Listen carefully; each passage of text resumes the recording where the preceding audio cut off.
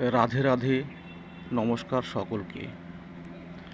আজ আমি গীতা ও মহাভারতের গল্পের দ্বাদশ অধ্যায় পাণ্ডুর পরবর্তী বা শেষ অংশ সম্পর্কে আলোচনা করব।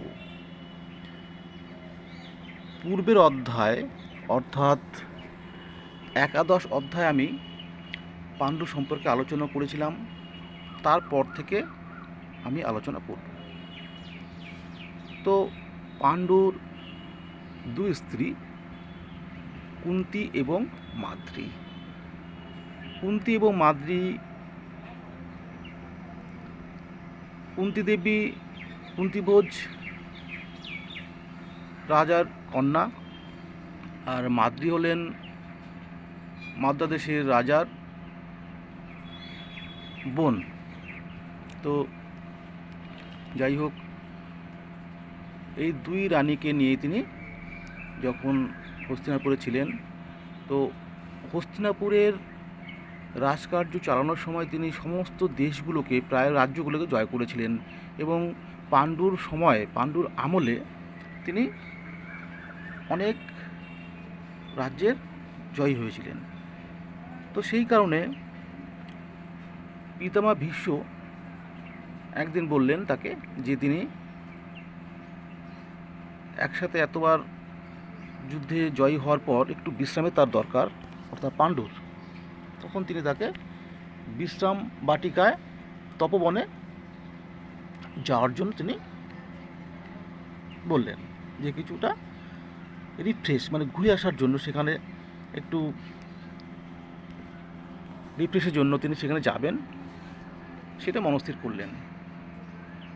এবং যথারীতি সেটাই হলো। তো তিনি, পাণ্ডু যখন এই বিশ্রাম বাটিকায় যাবেন, সেই সময় এই রাজকার্য কাকে দেবেন? তাই তিনি ভাবলেন যে তার যে বড় ভ্রাতা, অর্থাৎ অন্ধ ধৃতরাষ্ট্র, এই ধৃতরাষ্ট্রকে তিনি তখন তার মুকুট, রাজমুকুটটা পরিয়ে দিলেন এবং বললেন যে তিনি ফিরে না আসা পর্যন্ত রাজকার্য তার বড় ভাই তিনি চালাবেন, অর্থাৎ ধৃতরাষ্ট্রই রাজকার্য সামলাবেন। যথারীতি সেটাই করা হলো এবং পাণ্ডু তখন তার দুই স্ত্রীকে নিয়ে, অর্থাৎ কুন্তী এবং মাদ্রীকে নিয়ে বিশ্রাম বাটিকায় তিনি রওনা হলেন এবং সেখানে গিয়ে দেখলেন, সেখানে আশ্রমে ছিলেন এক মুনি, কিন্দম। এই কিন্দম মুনি এবং তার স্ত্রী। তো কিন্দম মুনির সংস্পর্শে এসে তিনি অনেক ধার্মিক ধর্ম সম্পর্কে অনেক জ্ঞান অর্জন করেন এবং সেখানে তার জীবনযাত্রাটা অনেকটাই ভালো চলছিল দুই রানীকে নিয়ে। তো এইভাবে একদিন পাণ্ডু, তিনি যখন সকালবেলায়, তখন যে তিনি বসে অনেক আলোচনা করছেন তার দুই স্ত্রীর সঙ্গে, এবং বনের মধ্যে তিনি, তার আগে বলি, তো একদিন এই অশ্বারোহী প্রতিযোগিতা করেন পাণ্ডু এবং তার ছোট স্ত্রী মাদ্রী, এবং জিতলেই পুত্র সন্তান দাবি করেন পাণ্ডু, যে তিনি জিতলে তাকে দুই কন্যা মিলে 3 জন এবং 5 জন সন্তান তাকে দিতে হবে, মানে 5 পুত্র। তো সেইভাবে একটা তাদের মধ্যে কথা হয়। তো সেই মতে পাণ্ডু জয়ী হয়, এই অশ্বারোহী যে, মানে ঘোড়া দৌড়ে যেটা, তাতে জয় হয়। কিছুদিন পর যখন সকালবেলায় দুই স্ত্রীকে নিয়ে পাণ্ডু যখন সকালের যে প্রার্থনা করছিলেন, তো সেই সময় বনের মধ্যে একটা বাঘের গর্জন শুনতে পান এবং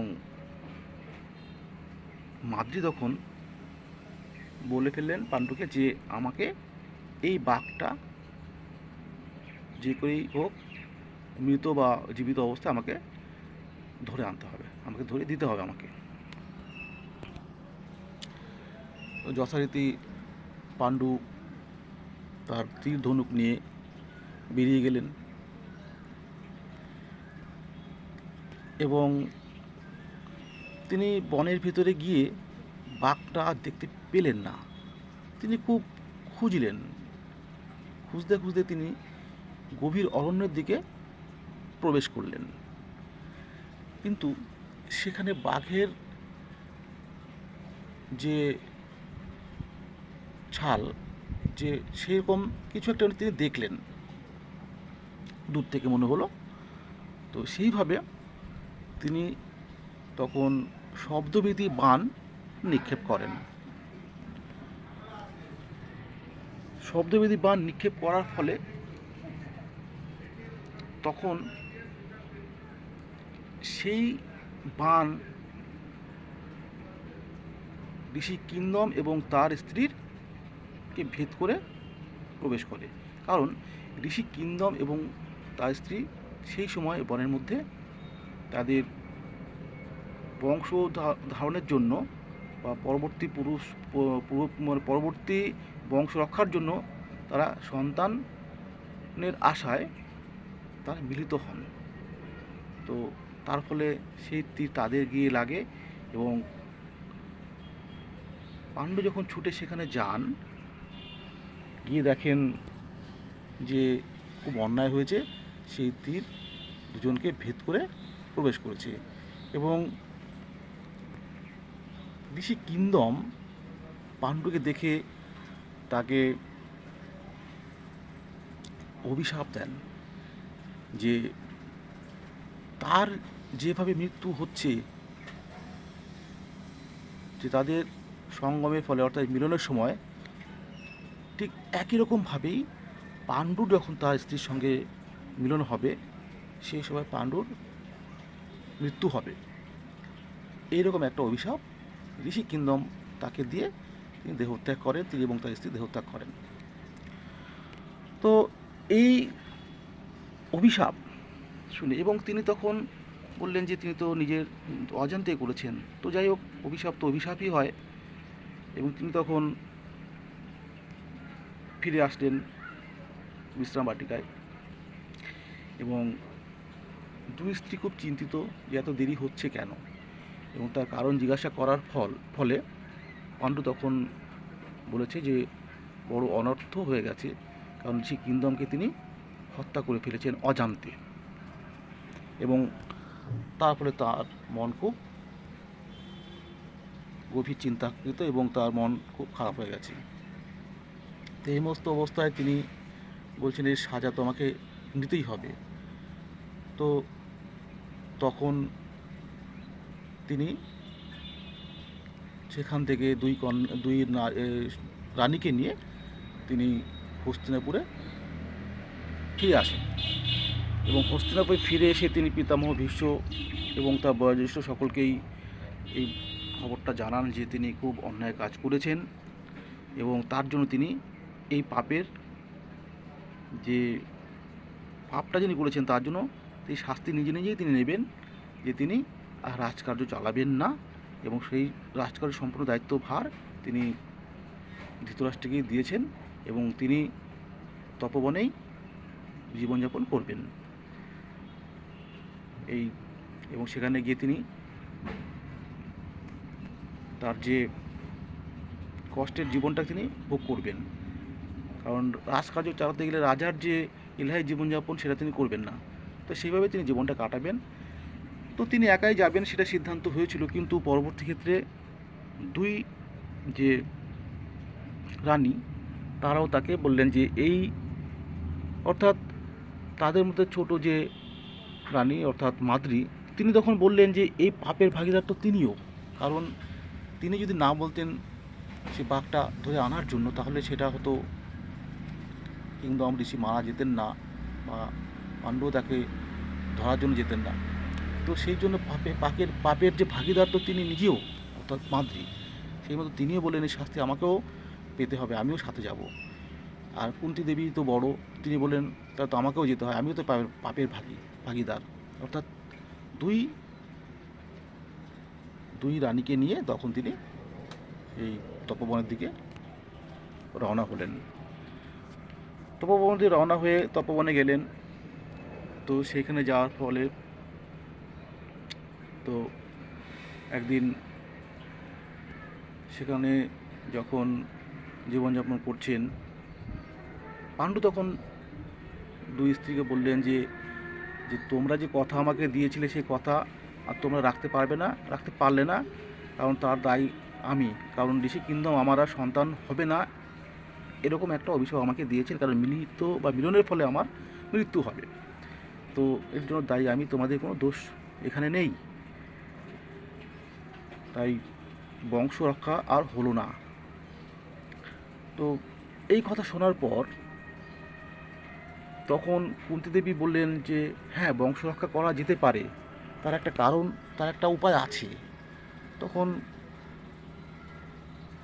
পাণ্ডু বললেন সেই উপায়টা কি, আমাকে সেটা বলো।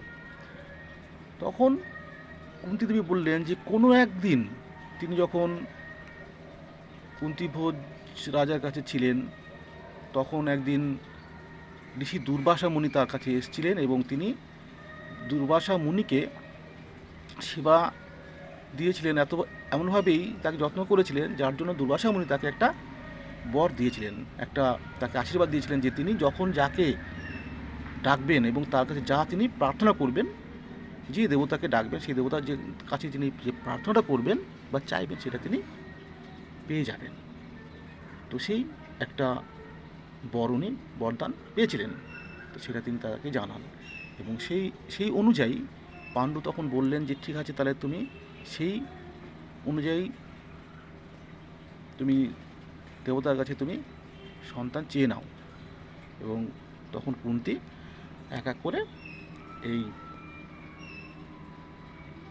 ভগবানকে স্মরণ করে তিনি এক এক করে তিনজন, যেহেতু তাকে তিনজন পুত্র দেওয়ার কথা, তিন পুত্রকে অর্থাৎ যুধিষ্ঠির, ভীম এবং অর্জুনকে তিনি এই ভগবানের মাধ্যমে বা তপস্যার মাধ্যমে তিনি সেটা পেয়ে যান।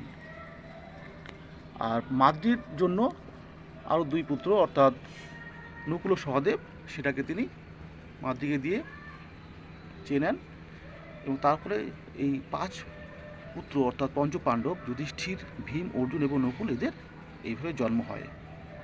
তো এইভাবে কিছুদিন যাওয়ার পর একদিন পাণ্ডু কিছুটা এই ঋষি কিংডমের সেই দৃশ্যটা সেই অভিশাপটা ভুলে যান। তো জীবন সেখানে চলছিল। তো হঠাৎ একদিন তার খুব ইচ্ছা জাগছিল যে তার স্ত্রীর সাথে তার একটা মিলন হওয়ার। তো সেইভাবে তিনি একদিন মাদ্রিকে দেখে মাদ্রির সঙ্গে তার একটা মিলন হওয়ার জন্য তিনি তার কাছে যান এবং ঠিক সেই সময় মিলন হওয়ার সময় তার মৃত্যু হয় ঋষি কিংডমের সেই অভিশাপে। তো এই হলো পাণ্ডু সম্পর্কে আলোচনা। এর পরবর্তী অধ্যায়ে আমি অন্য বিষয় নিয়ে আলোচনা করব। রাধে রাধে, নমস্কার, সকলে ভালো থাকবেন। এই আলোচনার মধ্যে হয়তো অনেক ভুল ত্রুটি থাকতে পারে, তার জন্য আপনারা আমাকে ক্ষমা করে দেবেন। ভালো থাকবেন।